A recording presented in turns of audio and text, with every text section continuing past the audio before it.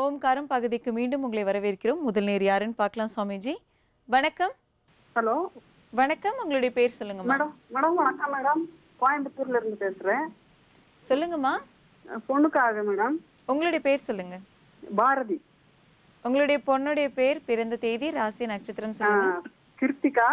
ம் 9/3/94. ம் மகர ராசி, ம் திருவோண நட்சத்திரம், ரிஷப லக்னம். என்ன சந்தேகம் குறித்துமா உங்களுடைய மகளுக்காக நீங்க கேட்கணும்? மேடம் 6 மாசத்துக்கு முன்னாடி கல்யாணம் ஆச்சு. ம் கல்யாணத்துக்கு அப்புறமும் வேலைக்கு போயிட்டு இருந்தா ஒரு 4 மாசம் வரைக்கும். ம் இப்போ 2 மாசமா தூரமா இருக்குன்னு அந்த வேலையை விட்டுட்டா. ம் வேற எங்க போனாலும் செலக்ட் ஆயிடுறா.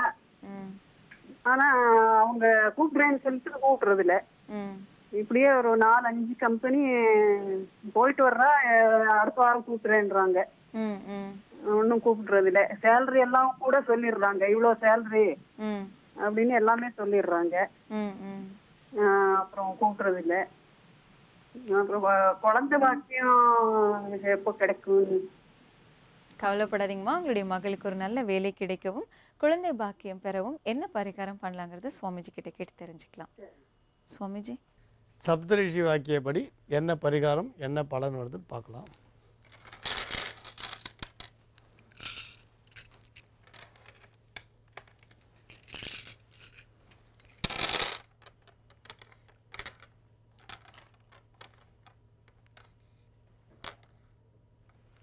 உத்தியோகத்தை பொறுத்த வரைக்கும் சில எளிய பரிகாரங்கள் செய்ய சொல்லுங்கள்.